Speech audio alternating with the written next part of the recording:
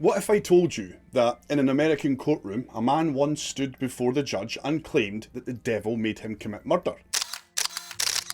This isn't fiction. This actually happened in 1981 Connecticut, where a seemingly ordinary man named Arne Johnson brutally stabbed his landlord 5 times in the chest. What makes this case extraordinary isn't just the crime itself, but what came before it. A series of exorcisms performed on an 11-year-old boy named David Glatzel. It was attended by Vatican priests and paranormal investigators Ed and Lorraine Warren. Hi folks, I'm Johnny and welcome to The Oddest. So today we're diving into one of the most disturbing and controversial cases in American criminal history, where the supernatural and the legal system collide, leaving us with one haunting question. Can evil forces truly possess a person and then drive them to kill? Or are some explanations too convenient when facing life in prison? Let's explore this case that still divides believers and skeptics to this very day.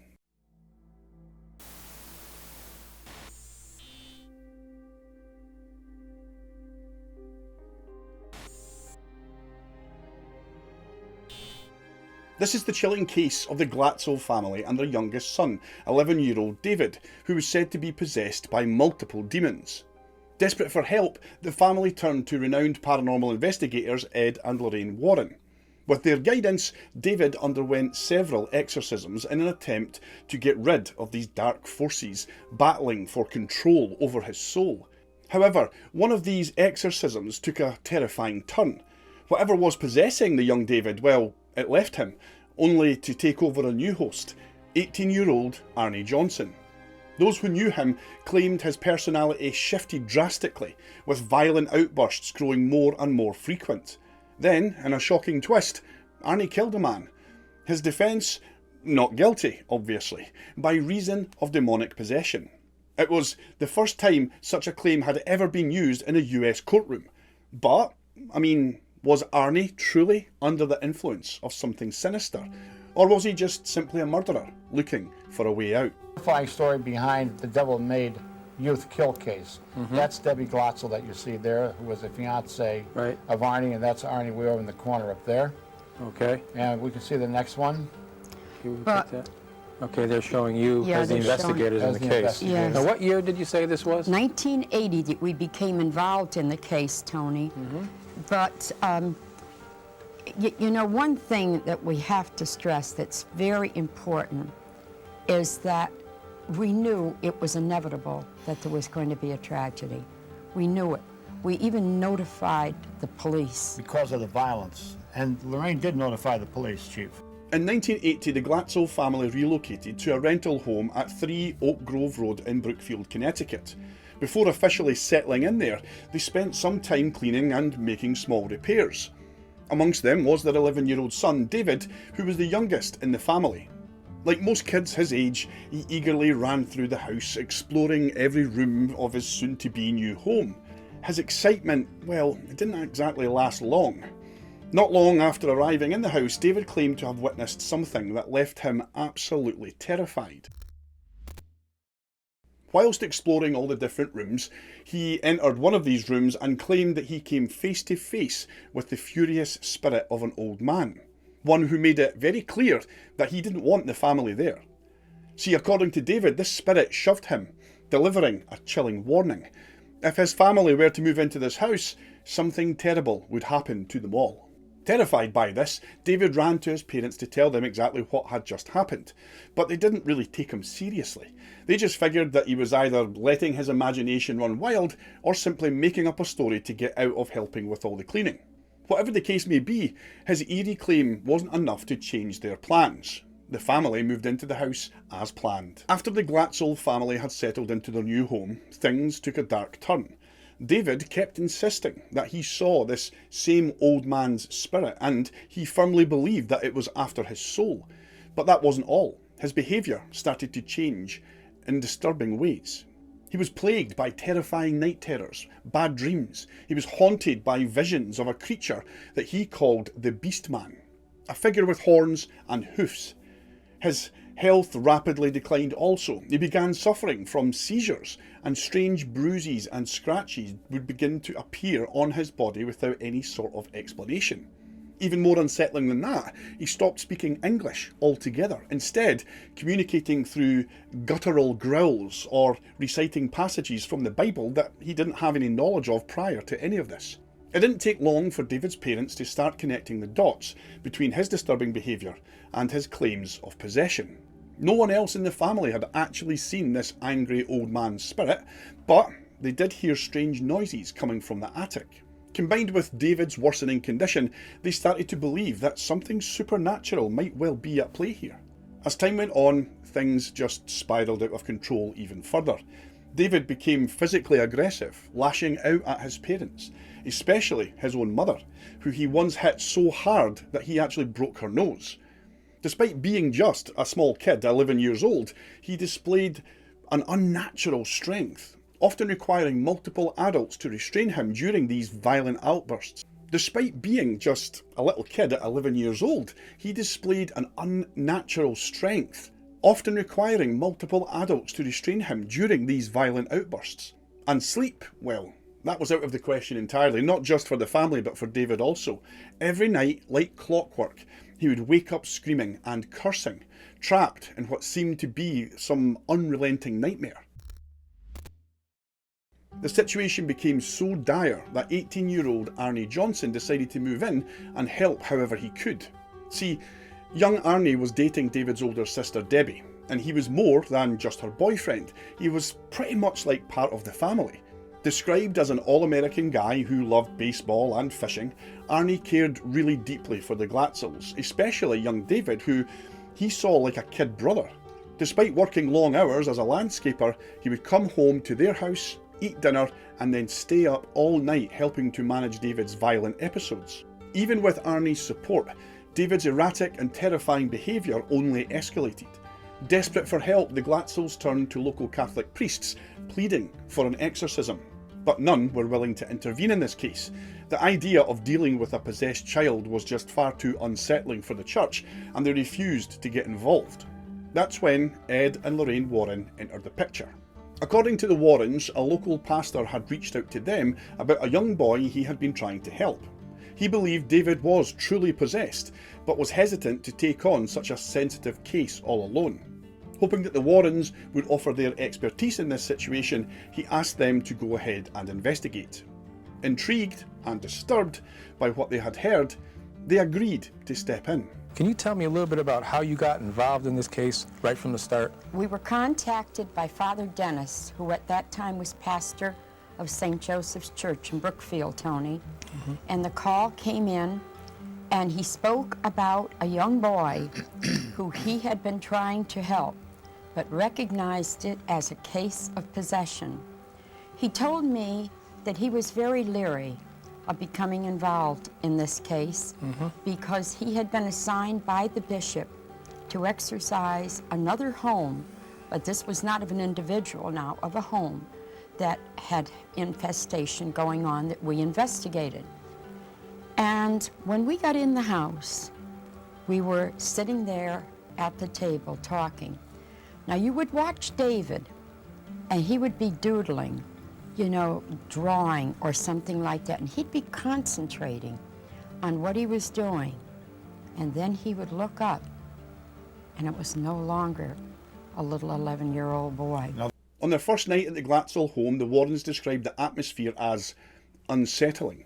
The air was thick with an unnatural heat. The family welcomed them in and clinging to the hope that they could finally bring some relief to David's condition. Lorraine later recalled sitting across from young David at the dining room table, watching as he quietly sketched. But then he stopped, and when he looked up, she swore she wasn't staring into the eyes of a young innocent child. There was something else, something dark, something evil. After spending a significant amount of time with the family and witnessing David's disturbing behaviour firsthand, the Warrens took the case very seriously. Lorraine later claimed that there was overwhelming evidence that the boy was truly possessed, while Ed went even further, stating that David wasn't just possessed by one entity, but by more than 40 different demons. Unlike the Glatzels, the Warrens had connections with the Catholic Church. Somehow, despite every local priest refusing to help in any way, they managed to convince church officials that David's possession was real and that an exorcism was the only way to save this young lad. In the end, 6 priests in total took part in this ritual, including 3 sent directly from the Vatican. And it wouldn't be just one exorcism, but multiple attempts were made in a desperate effort to drive the many demons out of David once and for all. The entire family was involved in these exorcisms. It was a all hands on deck type of effort. After all, they just wanted to save David. David, in the name of Jesus, Jesus repels you. Get out of this. Get out of my son. Get out of my son. Come on. Come on, son. Come on. Get up. Get away from me. No! I'm your mother. David. David. Wake up. Get up. What, David? The Holy One loves you. In the name of the Father, and the Son, and of the Holy Spirit. Amen. You can't get him up here.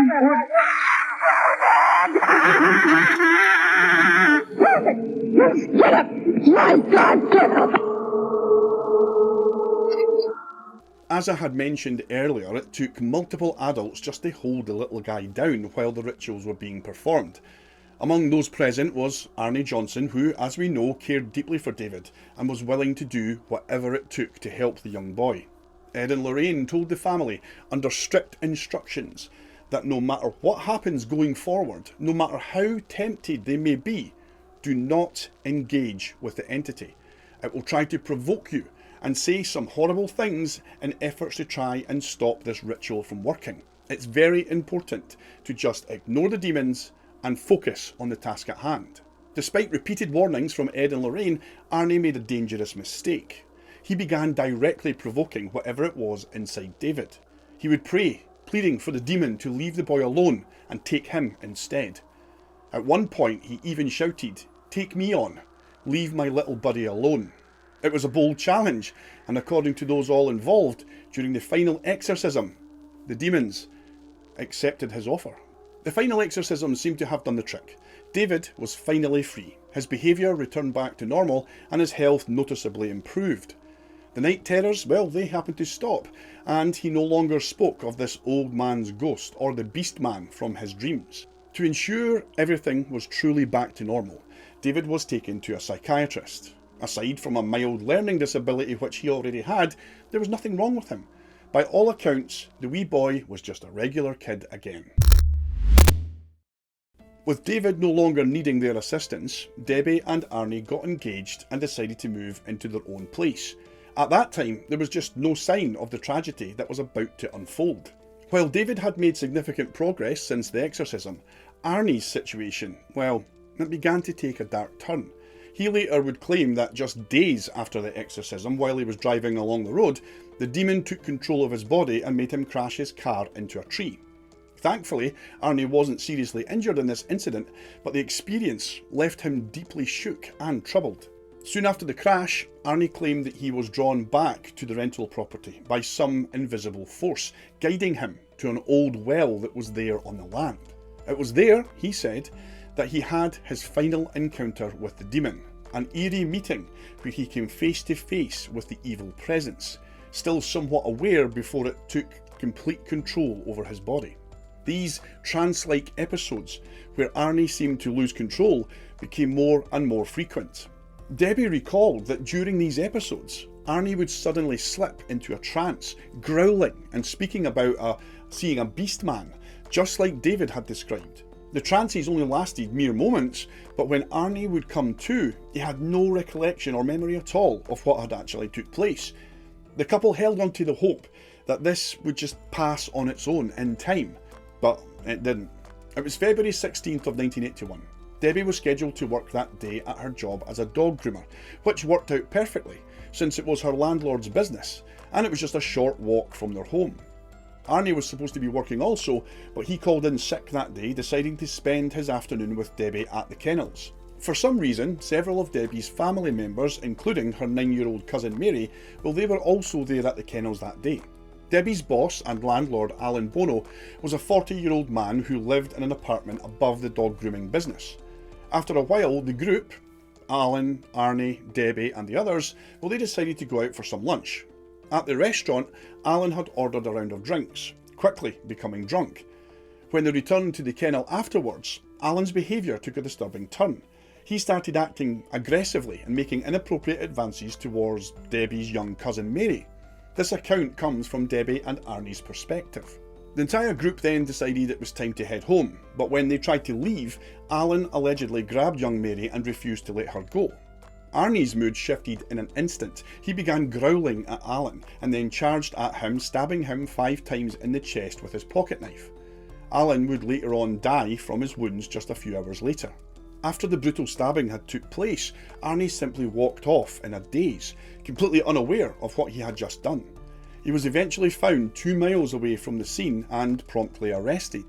When he was questioned, Arne claimed that he had no memory of the day's events, including the murder.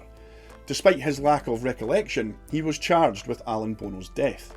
As soon as the news broke, Ed and Lorraine Warren came forward, claiming that Arne had only committed this murder because he had been possessed by the devil.